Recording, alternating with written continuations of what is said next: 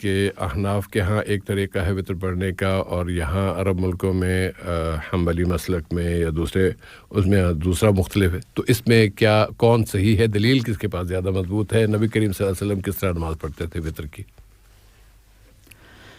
اس سے اس بارے میں بے شک جو نماز وطر ہے اس کی بڑی اہمیت ہے. اہمیت اس معنی میں کہ پیارے نبی صلی اللہ علیہ وسلم جب آپ حضر میں رہتے، یعنی آپ قیام کی حالت میں جب سفر پہ نہ جاتے تب بھی وطر کی پابندی کرتے، اور سفر پہ جاتے تو فرائض کے ساتھ ساتھ آپ جو ہے وطر کی نماز کی بھی پابندی کرتے، یعنی سنت موقدہ جو نمازیں ہوتی ظہر سے پہلے، ظہر کے بعد، مغرب کے بعد، عشاء کے بعد جو سنت موقدہ ان کو چھوڑتے، لیکن جو فجر سے پہلے 2 رکعت سنت ان کو آپ سفر میں بھی نہیں چھوڑتے، اور جو عشاء کے بعد جو وطر ہوتی اس نماز کو بھی آپ سفر کی حالت میں نہیں چھوڑتے.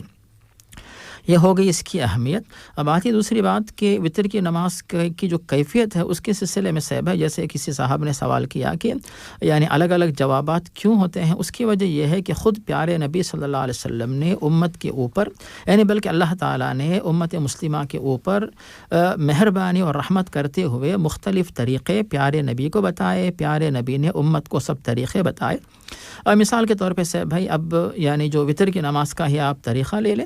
وطر کی نماز کے سلسلے میں بات ملتی ہے صحیح مسلم میں حضرت عبداللہ بن عمر سے کہ وہ فرماتے ہیں کہ پیارے نبی کا ارشاد ہے کہ الوتر رکعت من آخر اللیل، کہ وطر کی نماز جو ہے رات کے آخری حصے میں 1 رکعت پڑھی جاتی ہے. تو یہاں پر خود پیارے نبی نے 1 رکعت کا ذکر کیا.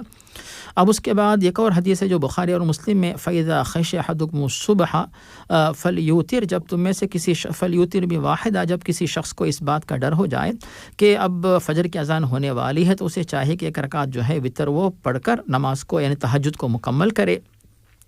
اس کے بعد پھر بخاری مسلم عائشہ سے حدیث مروی ہے، وہ فرماتی ہے کہ پیارے نبی صلی اللہ علیہ وسلم جو ہے تہجد کی نماز پڑھا کرتے تھے. تو آپ جو ہے آپ کا طریقہ یہ ہوتا کہ 8 رکعت تہجد کے بعد 3 رکعت وطر کی نماز پڑھا کرتے تھے. تو یہاں پر 3 رکعت کا ذکر ہے. اور اس کے بعد ایک اور حدیث جس میں پیارے نبی حضرت عائشہ فرماتی ہے کہ پیارے نبی جب وطر کی نماز پڑھتے تو درمیان میں آپ نہیں بیٹھتے تھے، 1 رکعت 2 رکعت 3 رکعت اس طرح جو ہے مسلسل 3 رکعت وطر کی نماز پڑھا کرتے تھے. تو یہ تمام کے تمام طریقے حدیث کے اندر وارد ہیں، تو جن کے بارے میں تو ہمیں دلائل ملتے ہیں.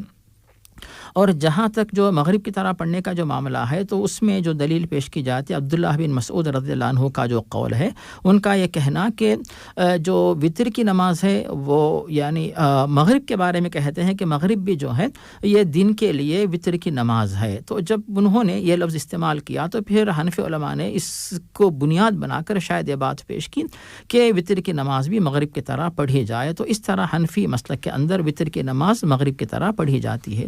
تو یہ تمام تحقیقات آپ کے سامنے پیش کی گئی. اس میں ہمیں اگر اطمینان ہے تو اس میں ایک تو 2 رکعت و 1 رکعت الگ سے پڑھیں، اور دوسرا جو طریقہ ہوتا ہے صرف 1 رکعت آپ پڑھیں.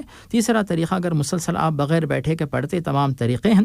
اور جہاں تک جو مغرب کی طرح پڑھنے کا معاملہ ہے اس کے بارے میں اسلام QA انفو تو ان علماء نے تحقیق پیش کی کہ اگر کوئی بندہ اس حنفی مسلک کے طریقے کے مطابق وطر کی نماز پڑھتا ہے تو جو لوگ اس طریقے پہ نہیں پڑھتے وہ اس معاملے میں سختی نہ کریں، کیونکہ اس مسلک کے علماء کے پاس بھی دلائل ہیں جن کی وجہ سے وہ لوگ اس قول پہ عمل کرتے ہیں. جی صاحب بھائی، جزاکم اللہ خیرن.